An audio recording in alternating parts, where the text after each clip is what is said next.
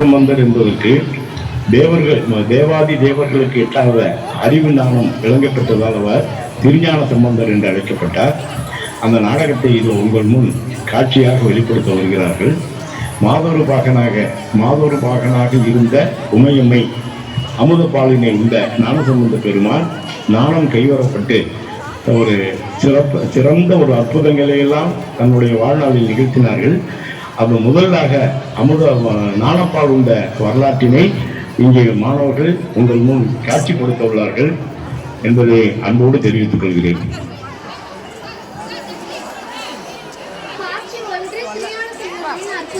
பங்கு பெறுவோர் தந்தை சிவபாத இருதயர் ஆளுடைய பிள்ளையார் என்ற அன்புடன் அழைக்கப்படுகிற திருஞான சம்பந்தர், உலகையே ஆளும் சிவன் பார்வதி. இடம் திருஞான சம்பந்தர் சிரசாட்டும் செங்கீரை பருவம் அடைந்த அகவை 3 வயது. ஒரு நாள் அதிகாலை சிவபாத இருதயர் நீராடுவதற்கு சீர்காழில் இருக்கும் சட்டைநாதர் கோயிலுக்கு பிரம்மபுரீஸ்வரர் கோயில் மற்றும் தோணியப்பர் கோயில் என்றும் அழைக்கப்படுகிறது உள்ளே இருக்கும் பிரம்மதீர்த்த குளக்கரைக்கு புறப்பட்டார்.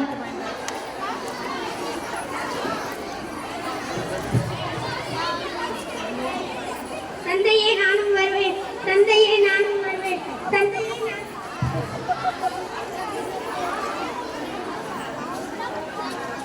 அவனுடைய பிள்ளையே, நான் இந்த பிரம்ம தீர்த்தத்தில் நீராடி விட்டு வருகிறேன். அதுவரையில் இந்த குளக்கரையில் அமைதியாக உட்கார்ந்திருக்கண்ணே. அன்பு தந்தையே, நீங்கள் விரைந்து நீராடி விட்டு வாருங்கள். எனக்கு இந்த குளக்கரையில் தனியாக உட்கார்ந்திருக்க ரொம்பவும் பயமாக இருக்கிறது. காலமெல்லாம் நம்மை கண்போல் காக்கும் தோணியப்பர் வீட்டிற்கும் தீர்த்தம் அல்லவா, கவலை வேண்டாம், உன்னை விரைந்து நீராடிட்டு வருகிறேன்.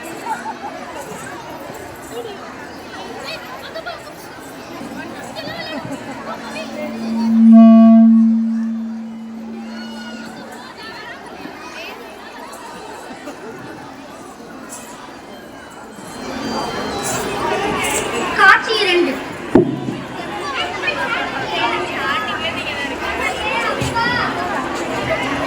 அம்மையே அப்பா, அம்மையே அப்பா, அம்மையே அப்பா. உமையம்மையே, பூலோகத்தில் ஏதோ ஒரு குழந்தையின் அழுகுரல் கேட்கிறது. வா சென்று பார்ப்போம்.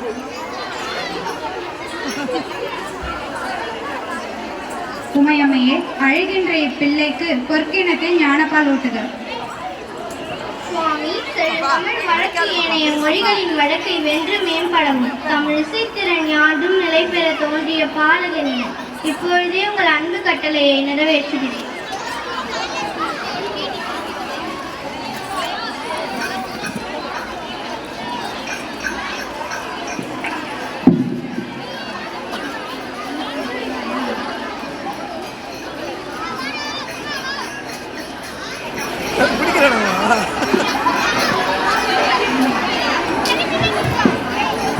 காட்சி 3.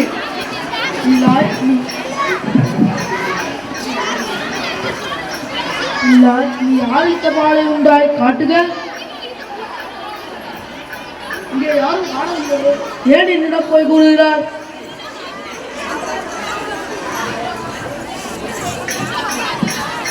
தோடுடைய செவியன் விடையேறியோத்துவின் மதிசூடி காடுடைய சுடலை பொடி பூசியன் என்னுள்ளம் கவர் கல்வன் ஏடுடைய மலரா உன்னை நான் பணிந்தேற்க அருள் செய்த பீருடைய பிறநாபுரம் மேவிய பெண்மானிவர் நன்றே. தேவர்களுக்கும் முனிவர்களுக்கும் எட்டாத ஞானத்தை பெற்றதால் ஆவுடைய பிள்ளை இன்று முதல் திருஞான சம்பந்தர் என்று அழைக்கப்படுவார்.